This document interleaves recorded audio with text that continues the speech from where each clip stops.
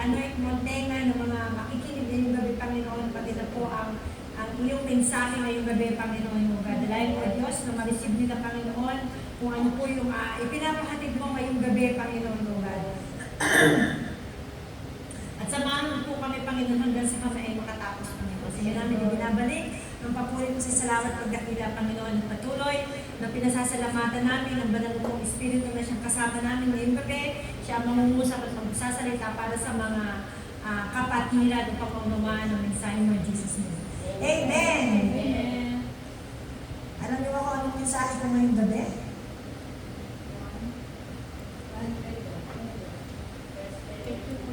First Peter 2, di ba?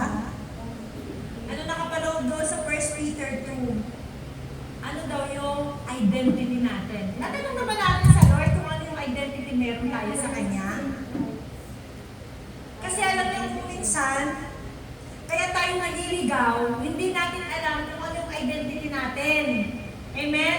Di ba bago tayo pumasok sa school, o bago tayo pumasok doon sa mga trabaho natin, tinitingnan yung ID natin. Sino ka? Di ba? At yun ang ating pag-aaralan ngayong gabi. Ano ba yung identity natin sa Panginoong Hesus? Kung ating babasahin ang Bible, napakarami ng identity natin sa Panginoon. Amen? Nung nakaraan, na-preach ko na rin ito, pero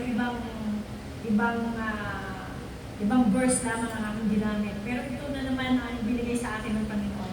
Our identity in Christ. Napaka-importante po ng identity natin. Yung pagkakakilanlan natin. Amen? Diba, napaka-importante noon kapag wala kang ID, hindi ka makikilala. Kapag kami nangyari sa iyo, hindi ka nila makikilala kung sino ka. Hindi nila alam kung sino ang kukontakin. Amen? Ganun din po tayo. Kailangan malaman natin anong identity meron tayo sa Panginoon. At medyo nag-research ako, salamat kay Mr. Google, kasi sabi ko dito, what is identity? Ano ba yung identity? Sabi niya po, ang identity refers to the set of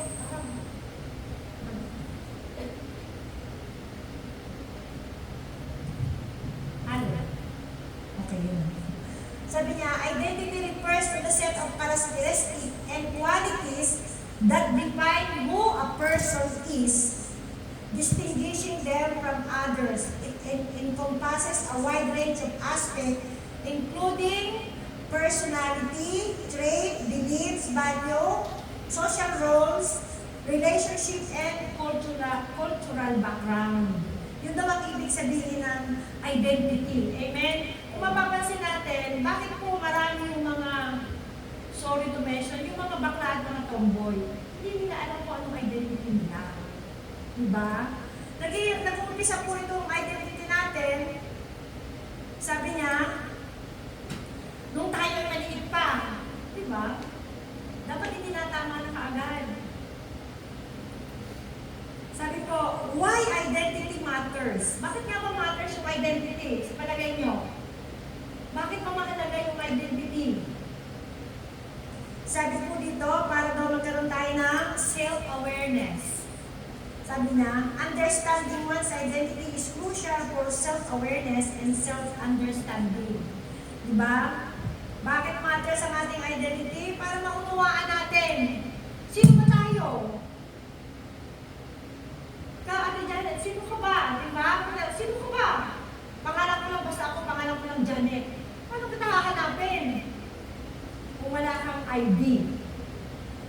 Number 2, sabi niya, bakit matters daw po ang identity? Dahil sa relationship. Ito pong relationship, sabi niya, identify influences how individual interact with others and form relationship. Matters pala yung identity dahil para magkaroon tayo ng relationship sa others, di ba? Kung wala ka namang identity, paano ka nga ba? Paano ka paano ka magkakaroon ng influensya sa kapwa mo? Di ba? Hindi kita kilala eh. Pagkatatawagin ka, gusto mo kausapin sila, ano naman pangalan noon? Hindi natin alam. Kaya dapat, napaka-importante mo ng identity, lalo na sa relationship. Sino ka ba? Ang nakipag-boyfriend ka eh. Ay, sino yung boyfriend? Hindi ko alam kung anong pangalan eh. Di ba? Kaya napaka-importante po ng relation, ng ng identity. Next, sabi doon, ang identity daw po ay nagbibigay sa atin ng motivation and behavior. Sabi niya, identity can shape an individual motivation, goal, and behavior. Di ba? Nakikita sa atin. Nagkakaroon tayo ng motivation. Sabi niya, and then yung last po, sabi niya, well-being. A strong sense of identity can contribute to a sense of well-being and self-esteem. Nagkakaroon tayo ng self-esteem. Kapag alam natin kung anong identity meron tayo, pero kung hindi natin alam, di ba? Ano ba ako? Babae ba ako o lalaki ba ako? Hindi natin alam. Nakukonfuse tayo. Sabi niya, paano daw na-develop ang ating identity? Identity development is an ongoing process that begins in childhood. So, nadidevelop na yung ating identity kung tayo mga bata pa, di ba? And continue throughout life. Nagpapatuloy po yun. Sabi niya, childhood, sabi niya, nagsisimula ito sa family. Sabi niya, peers and early experience play significant role in shaping child and initial sense of self. Totoo po ito, na ang identity natin ay nagsisimula sa ating pamilya. Tatandaan ko nung maliit pa ako, ang nanay ko, wala po kami bibig kundi lagi siya sa akin, malandi ka! Di ba? Malandi ka! Saka na ako pupunta! Kasi sa Batangas, yung malandi, ang tawag, talandi. Talandi ka, saan ka pupunta? Nakakalakaran natin yung word na yun. Di ba? Kaya ang nangyayari, doon sa mga, sa ganon, yun ang nagiging identity niya. Tapos kapag nakagawa tayo ng hindi maganda, eh kasi talandi siya eh. Di ba? Yan, ang identity niya, talandi kasi siya. Kasi yun, nagsisimula sa pamilya. Kaya dapat, maliit pa lamang ang bata, tawagin na natin sila ng positive. Di ba? Kapag sinabi, ang tigas ang ulo ng batang ito, huwag natin sabihin mo tigas ang ulo ng batang ito. Napakatalino ng batang ito. Matigas ang ulo kasi magtalino siya eh. Di ba? Ba't tumitigas ang ulo niya? Ayaw niya sumunod sa atin dahil gusto niya yung gusto niya. Kaya kapag kagano sabihin natin, napakatalino mo talagang bata ka, you're very smart. Sabi niya sa Proverbs 22:6, anong sabi doon? Train up a child in the way he should go. Even when he is old, he will not depart from it. Yun po ang sinasabi sa Biblia. Ang sabi po sa Biblia, ay i-train daw natin yung mga anak natin the way we should go. Turuan ka agad natin, maliit pa lang. Turuan na natin yung mga anak natin. Alam niyo ba, lumalaki sila, kahit sila'y maligaw ng landas, babalik at babalik pa rin sila doon sa mga itinuro natin. Hindi pwedeng hindi. Di ba? Kailangan ipaunawa ka agad natin sa mga anak natin. Anong identity meron ka? Alam niyo, nung kami doon nakatira sa Carmel, meron ko doon isang bata na kaedad siya ni Karen. At hindi niya alam kung anong identity siya. Lagi siya nagtatanong, babae ba ako o lalaki? Akala ko nung una tayo, alam na kaagad natin kung anong identity natin eh, kahit maliit pa lang tayo, di ba? Pero meron pa lang mga batang confused kung anong identity siya. At sabi niya sa akin noon, kung siya daw pa ay lalaki, sabi ko, no. You're a girl, you're not a boy. Kung kumilo siya, parang siyang lalaki. Pero kapag tinatanong niya ako, lagi ko sinasabi sa kanya, babae ka, hindi na lalaki. At akala ko talaga lalaki siyang tomboy kasi yung the way ng, yung kung kumilos ba siya, boyish. Pero ngayon ay napakagandang babae. Diba? Pero kung hindi siya naitama doon sa pagtatanong ngayon, bala ka. Diba? Kaya yung mga bata, nakakalakha na nila maging tomboy at bakla. Kasi hindi sila naitulito maliit. Dapat pinupo na sila. Maliit pa lang pinupo natin, tinatama na sila. Kasi ang sabi nga dito sa Proverbs, di ba? Train up a child in the way he should do, he should go. Ngayon, kung hinahayaan lang natin siya na siya ay bakla, yung kilos niya ay bakla, gano'n na siya, yun ang makakasanayan niya. Kaya dapat i-train natin sa bata pa lang. Kaya huwag tayo pagtataka kung bakit ang mga anak natin lumalaki ng gano'n. Kasi nung maliit pa lang, hinayaan natin sila, di ba? Kung minsan hinahayaan natin na sport yung mga anak natin, binibigay natin lahat ng gusto niya. And then paglaki, meron ako nabasa sa Facebook na sabi doon yung isang lalaki ay nahatulan ng habang buhay na pagkabilang mo dahil sa ginawa niyang kasalanan. Alam niyo, sinisi niya yung kanyang nanay. Kailan sabi niya, bakit hindi mo ako pinuwi at itinama nung ako'y maliit pa? Which is true. Dapat maliit pa lang ang bata yung tinutuwid na natin. Kahit malalaki na sila ngayon. Hindi natin pwede sabihin, no, malaki ka naman na. Kailangan pa rin natin silang gabayan. Kahit na may mga asawa na, di ba? Kahit na may mga apo na tayo, gagabayan pa rin natin yung mga anak natin. Hanggang sa tayo ay nabubuhay. And then, sabi niya dito, adolescence. Yung daw identity na didevelop, simula nung tayo maliit. And then, yung pagiging adolescence natin, he will not, sabi niya, adolescence is a time of exploration and identity formation as individual experiment with different roles and values. Sa pagiging adolescent ng mga bata, pagdating nila ng 10, di ba? Doon sila nakukonfuse. Gusto nilang subukan ang lahat ng bagay. Gusto nilang i-try ano ba yung, bakit ba binabawalan natin sila magsigarilyo, di ba? Bakit ba binabawalan natin sila mag-inom? Kung anong bawal, yun ang pinipilit gawin ng mga kabataan. Kasi doon yung start ng kanilang exploration. Gusto nila mag-explore. Diba? Kapag sinaway natin, problema. Diba? Kaya yung mga teenager, lalo na dito sa Israel, sa Pilipinas, okay pa dahil may mga doon, may mga Christian na mga, diba, surrounded ng mga Kristiyano. Ito wala talaga eh. As in, wala. Wala talaga. Inubuli pa sila. Kaya talagang matindi ang battle natin dito spiritually sa Israel. Amen? Hindi lang hayaan natin makita na ganyan. I-battle natin sa prayer, mga anak natin. Amen? So sa adolescence nagsisimula, sabi niya, na doon po sa adolescence, sabi niya, yun yung time na nag-e-explore sila. Doon po nag-form yung kanilang identity as individual. Kung mapapansin natin ang mga kabataan, bakit sabi, ang kabataan ay sakit ng ulo ng bayan. Kasi doon sila nagsisimula mag-explore. Pero kung sila nung maliit pa lamang ay na-train na natin, di ba, kahit sila ay mag-explore, makikita nila yung kaibahan, hindi sila malulubog doon. Nalulubog sila kasi walang sumasaway sa kanila, walang nagtatama sa kanila, hinahayaan na lamang. Amen? Lalo na kapag tayo ay nakatutok sa trabaho, pagod na pagod sa trabaho, di ba? Pagdating natin, lalo tayo matutulog na lang tayo, or paano ka na, malaki ka na naman na eh. Ano pa po? And then the last one, adulthood. So yung identity daw, identity continues to evolve and adapt as individual, navigate different life stage and experience, including career, choices, relationship, and personal growth. So kapag ka daw po sa adult na, di ba, continuous pa rin siya. Sabi niya, nag-navigate daw sa different life stage. Yung mga experience natin, yung career natin, di ba, na nagkakaroon tayo ng identity dahil dun sa mga career na tinatahak natin. Oh, ito, si Mutmut, ito ay journalist, di ba? Nagkakaroon siya ng identity dahil dun sa career na kanyang tinatahak, yung mga choices niya, relationship niya, di ba? O ito, may asawa na ito.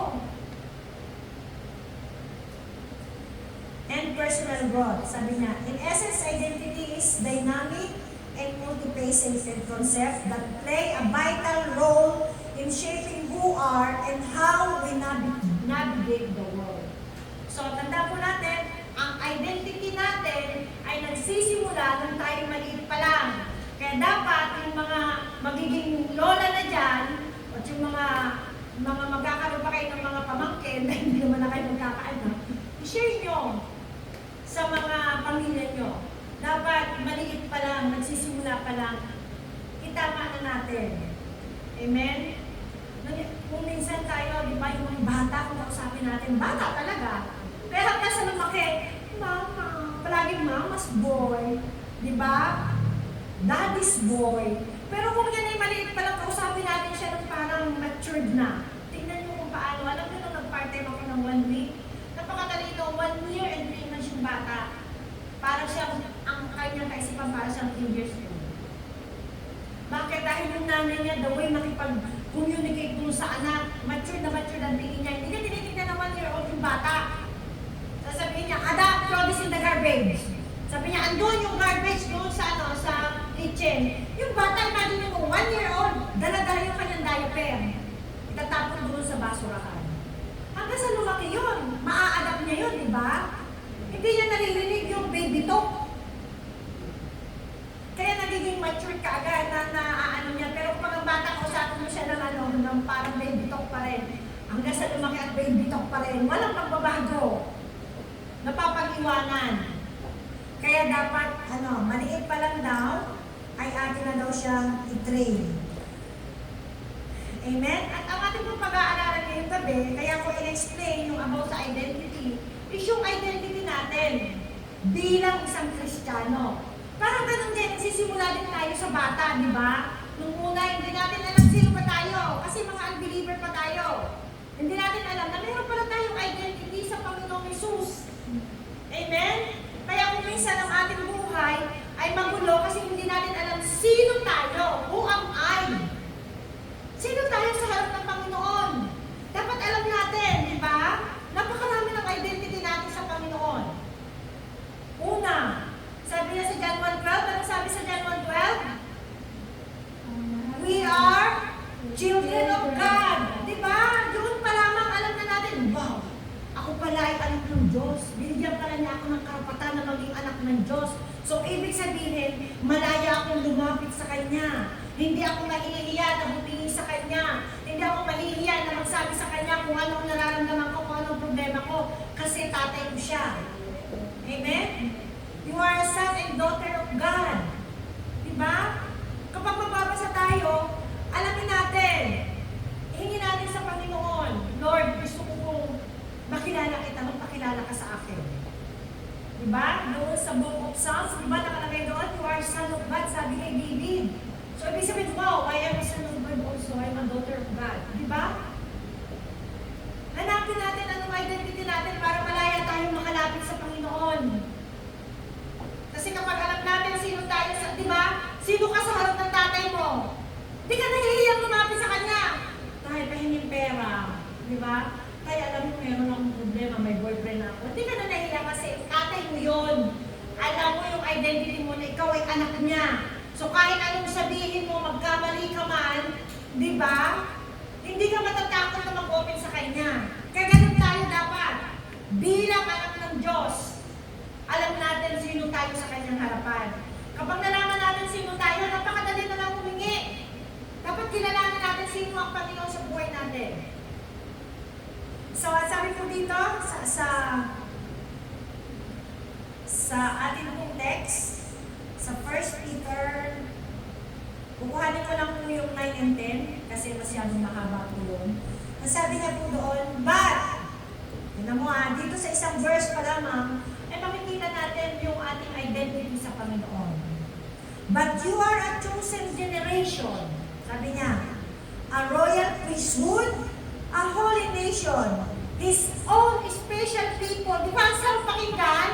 Sa umpisa pa lamang sabi niya, you are chosen generation. Hallelujah. Pinili na pala ako ng Panginoon. Amen? You are a chosen generation, a royal priesthood. Ang sarap pakinggan, di ba? A holy nation. Sabi niya, His own special people. Ito yung pinakagusto ko eh. His own special people. Special tayo sa paningin ng Panginoon. Amen? Di ba? Special tayo sa paningin ng Panginoon. Sabi niya, at ano pa raw? That you may proclaim the praises of Him who called you out of darkness into His marvelous light. Kaya doon tayo, sabi niya, tinawag tayo, sabi niya, para i-proclaim ang pagpupuri sa Panginoon. Amen? Hindi tayo nilikha ng Panginoon para maupo lang kayo diyan. Tayo ay pinili ng Panginoon, may pinapagawa sa atin ng Diyos. Ano pinapagawa ng Diyos sa atin? Ano sabi doon? Sabi niya, proclaim the praises of Him. I-proclaim daw natin ang kabutihan ng Panginoon sa ating buhay. Oh, ako pala hindi tinawag ng Panginoon para lang ako maupo doon. Hindi pala ako tinawag ng Panginoon para ako magkaroon ng kaligtasan, para yung kaligtasan na nareceive ko sa Panginoon na itago ko. Hindi pala yon. Kung ano yung nareceive mo, i-share mo yon. Amen? Nang dahil doon sa pag-share mo, lalago ng lalago, dadami ng dadami ang makakakilala sa Panginoon. At sabi sa Bible, kapag ka mayroong isang makasalanan na inilapit mo sa Panginoon, nababawasan ang kasalanan sa mundo. Di ba? At ang sabi pa doon sa bukong Lucas, na sabi niya kapag ka mayroong nakakilala sa Panginoon, tumanggap sa Panginoon, ang sabi, ang mga anghel sa kalangitan ay nagre-rejoice. Di ba nagkakasayangan? Hallelujah! Imagine mo ikaw tumanggap sa Panginoon, yung mga anghel. Sasabihin nun, Father, si Maribel ay tumanggap sa iyo. We are rejoicing. Di ba? Nakikisalit kami ako sa iyong kagalakan dahil merong isa na nawawala na bumalik sa iyo. Di ba? So kung yung pagkakapili sa atin ng Panginoon, yung pagkakapili sa atin ay babaliwalain lang natin, paano lalaganap ang kanyang salita? Amen? Tandaan natin, ang unang identity natin sa Panginoon, we are chosen generation. We are chosen generation. Sabi mo dito, hindi ko makita. We are chosen or being selected by God for a special purpose. So, pinili mo na tayo ng Panginoon dahil mayroong special purpose ang Panginoon sa atin. Bakit lang sabi niya sa Isaiah 43 verse 21? The people I form for myself. Hallelujah! Napakaganda ng sinasabi doon. The people I form for myself that they might proclaim. Yun ang purpose ng Panginoon kung bakit niya tayo pinili. Sabi niya, para daw i-proklama natin ang praises sa Panginoon. Diba? The people form for myself, para sa Kanya. Talaga naman para sa Kanya lamang tayo. Amen? Pag hindi tayo sa Kanya, ewan ko na lang matakot kayo. Ano ba sabi niya?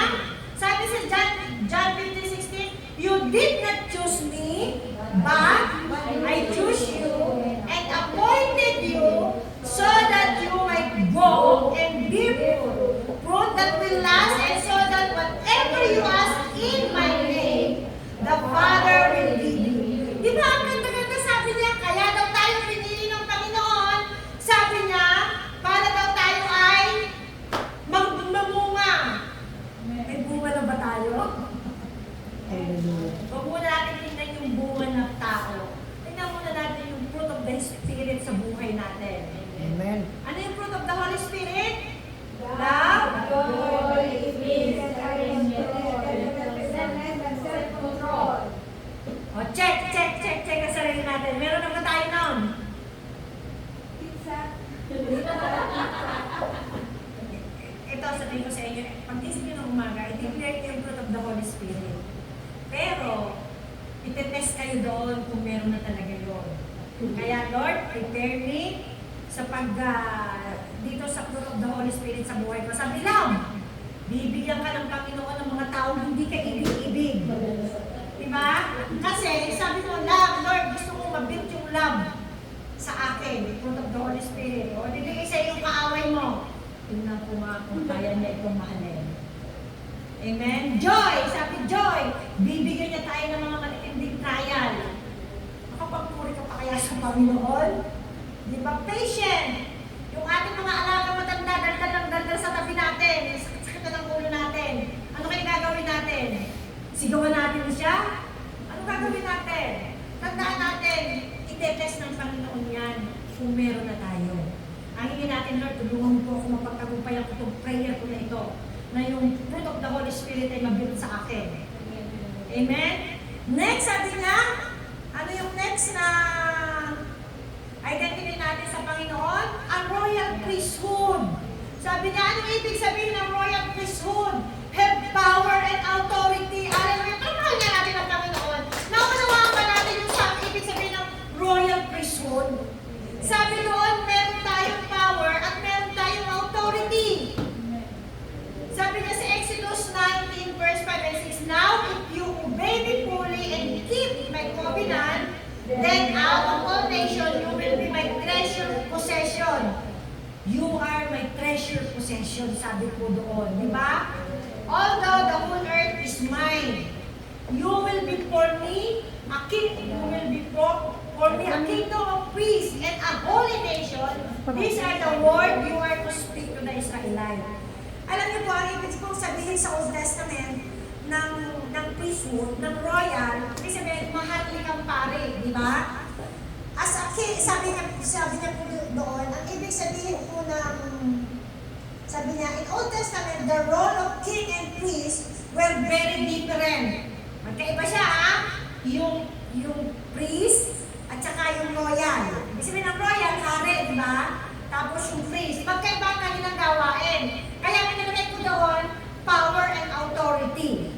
Yung royal, di ba? Meron siyang power to proclaim the gospel. Yung priest, baliktad. Yung royal, meron siyang authority. Yung pare, siya yung nagpo-proclaim ng word of God. Amen? Kaya pag pinagsama mo siya, meron siyang power and authority. Diba? Diba napakaganda?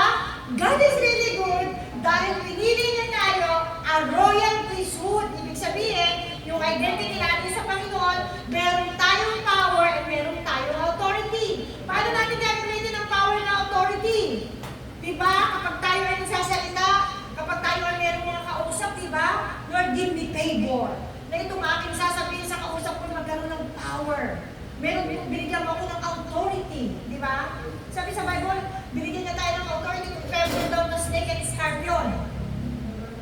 Kaya diba napakaganda ng ating identity, a royal priesthood.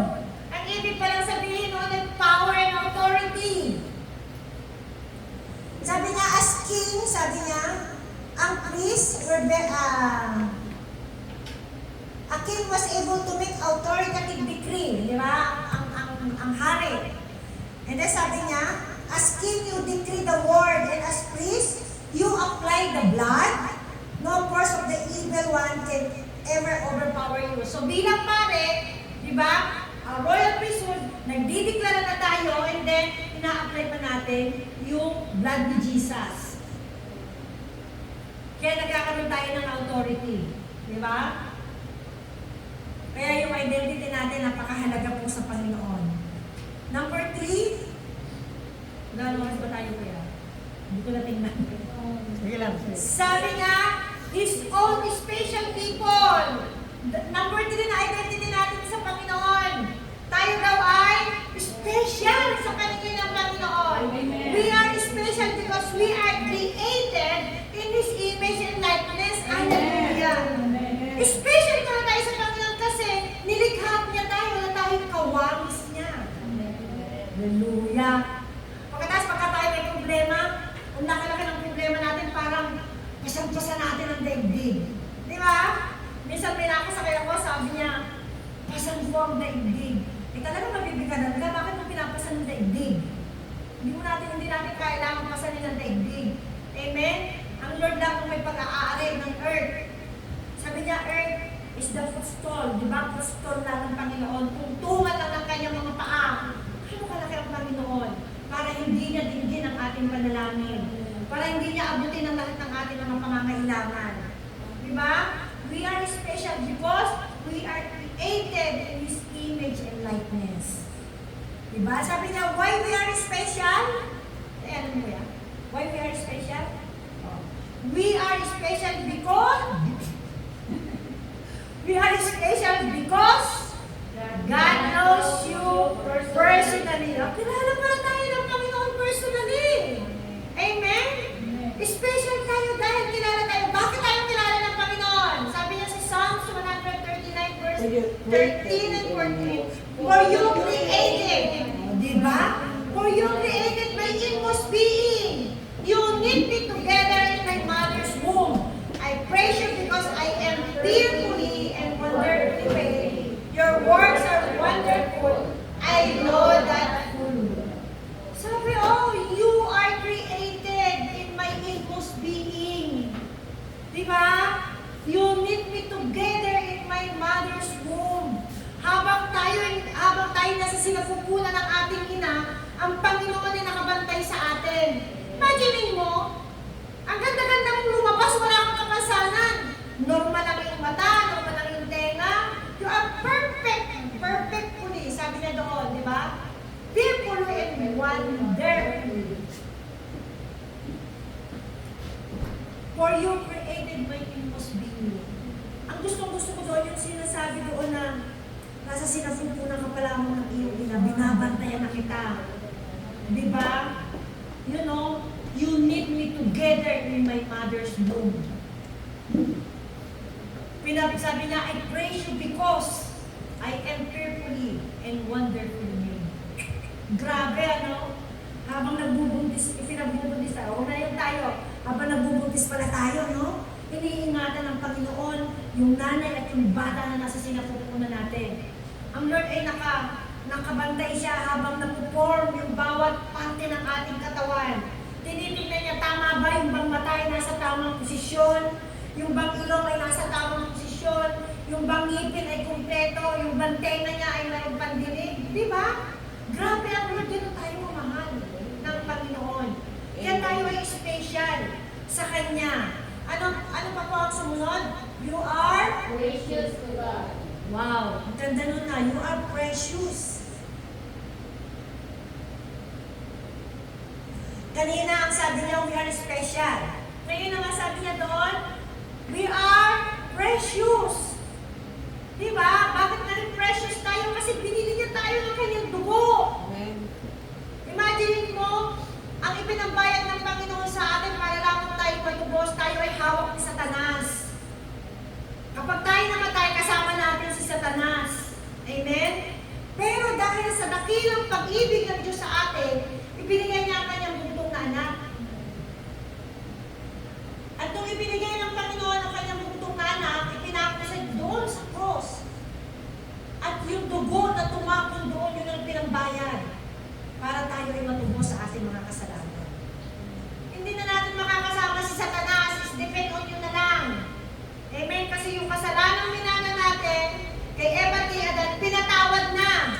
Noong ang Panginoong Hesus ay mamatay sa cross.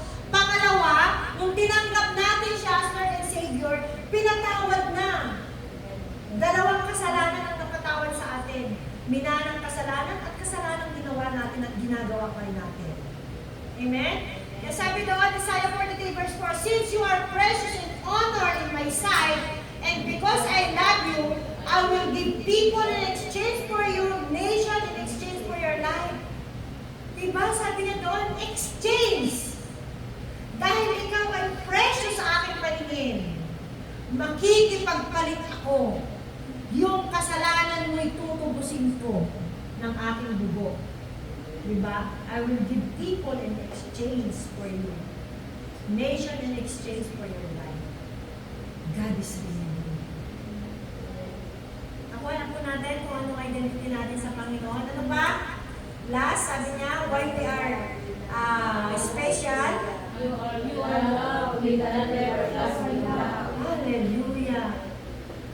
Diba napakasarap ng mga pangako ng Panginoon? You are loved with an everlasting love. Love na nga, everlasting pa. Walang katapusan. Amen? Gusto niyo ba yung walang katapusang pagmamahal? Amen. Makatapos hanap na tayo ng hanap na magmamahal sa atin. Eh yun na nga, sabi niya, walang katapusang pagmamahal ang ibibigay sa atin ng Panginoon. Ang kayang ibigay ng Panginoon ay hindi kayang ibigay ng tao sa atin. Ang tao ay mapaghanap, ang Panginoon ay hindi naghahanap ng kapalit. Amen? Sabi niya sa Jeremiah 31:3, the Lord appeared to us in the past, saying, I have loved you with an everlasting love. I have drawn you with unfailing kindness. Hallelujah. Diba ang sarap pakinggan ng mga pangako ng Panginoon sa atin? Ewan ko na lang kung hindi pa tayo mag-overjoy sa mga pangako ng Panginoon na ating napakinggan ngayong gabi. The Lord appeared to us in the past, saying, I have loved you with an everlasting love. Yun yung gusto ko eh. Yan yung pangako ng Panginoon. Bali yung gusto ko yung everlasting love. At meron pa yung kasunod sa Isaiah everlasting peace. Sino may gusto ng everlasting peace? Amen. Diba? Napakasarap noon. Alam niyo, nung nandun ako sa Jerusalem, year 2019, nagpe-pray ako doon. Buhay pa yung aking asawa. Dali ko yung tinetestimony dahil blessed na blessed ako sa Panginoon. Lord, gusto ko makipag-covenant sa iyo ngayong araw na ito. Tayo lang dalawa, Panginoon. Nakita ko doon dalawang kalapati na naghahalo doon sa weighing wall. Gusto ko lang tayo ng dalawa. Gusto ko makipag-covenant sa iyo. Bigyan mo ako ng Bible verse na mayroong word na covenant na ibig sabihin nakikipag-covenant ka sa akin. At binigyan niya ako ng doon sa Isaiah 55, ang sabi ko doon ay everlasting love. Sabi doon, covenant, kagaya ni Noah, with everlasting love and everlasting peace.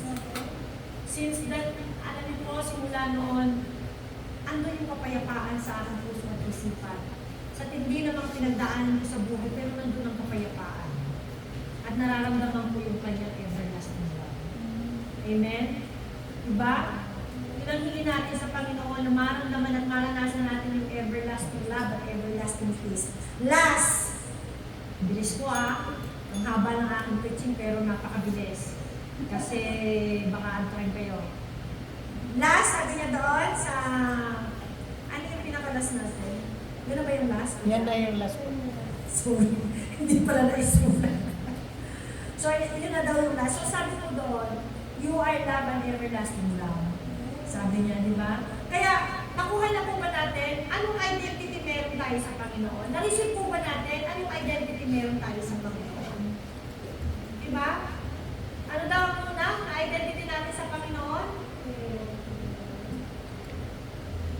Di ba ako mahalis dito? Di ba kinakagat? It's so unfair! It's so unfair! Yung mag-isa ako dito, sabi nila, meron daw po dito. We are chosen.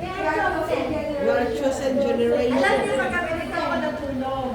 Nagme-meditate ako. Sabi ni Sister Bell, meron daw siyang nakita dito. Tinatawanan nila ako sa devotion kagabi. Wala, pastora, mag-isa ka doon. Di ako natatakot because I am in the house of God. Diba? Pero, bukas yung ilaw doon. Sinara ko yung pintuan doon sa kwarto. Sa'yo kung tumingin dito. Baka ma-interrupt ako. Di ba? Sinara ko yung pintuan. Meron akong peace. Nakagawa ako ng aking preaching. Nakatulog ako ng mapayapa. Nagising ako ng may joy sa aking tabi. Di ba? Walang kumatok. Kahit may kumatok, I don't care. Kahit may kumatok. Kasi alam mo kung bakit sabi ko, Lord, yung mga angel mo na itinalaga mo dito sa Windelabig, ay utusan mo magbantay sa akin. Kasi di ba, sabi doon sa Psalms 91 verse 11, uutusan niya yung mga anghel para magbantay sa akin. Ba't ako matatakot? Di ba? Because I am a chosen generation. Hallelujah! I am a royal priesthood. And then, ano pa sabi doon? It's all Special people. These all these special people, we are very special in God's eyes. Diba? Diba? Tayo ay special sa Panginoon. Bakit daw tayo special? Ito na lang kahit yun na lang ang mga matandaan nyo. I am special. Why? Because we are fearfully and wonderfully made. huwag mo na yun. We are created. Diba? Nilikha niya tayo ayon sa kanyang waris at imahe. Diba yun na lang mga lagi natin dito. Pag tayo dumaranas sa mga matitinding problema at pagsubok, Lord, may identity na ako sa iyo ngayon. Bakit? Lord, I am special in your sight. Kasi nilikha mo ako nakawaris mo, Panginoon. Kapag haharap ka doon sa salamin, pakiramdam mo bakit ka. Humarap ka sa salamin, Lord, kamukha mo ako. Kamukha mo ako, Panginoon. Nilikha mo ako ayon sa iyong waris, ayon sa iyong imahe. Diba? Pagka ibinubulong mo sa tanas, you are not accepted. You are not loved. No, I have identity. I am loved because God is love. I am accepted, di ba? I am special. Di ba, meron tayo gano'n, meron tayong flyers na I am special. Andoon lahat ng mga, hindi ko naalala yun na dapat ko na lang kumuha ng verse. Amen! So, meron po tayong natutunan. Wala pa ako, wala pa akong narinig na boom, boom. ba? Very special. Hallelujah. So kapag ka po tayo dumadaan sa mga matitinding pagsubok ng buhay, ipaalala po natin kay Satanas, Hoy Satanas, I have identity in Christ. Ano yung unang identity? I am chosen. No, bakit ako pinili? To proclaim His gospel, His goodness. I am a royal priesthood. Why? Because God gave me power and authority. Amen? I am special. Diba? O, alam na natin kung ano ibig sabihin ng special. Meron po tayo natutunan ngayong gabi? Special. Hallelujah. Praise God. Siguro tayo po ay dahil meron pang uuwi na Hercilia, kaya binibisa ko na.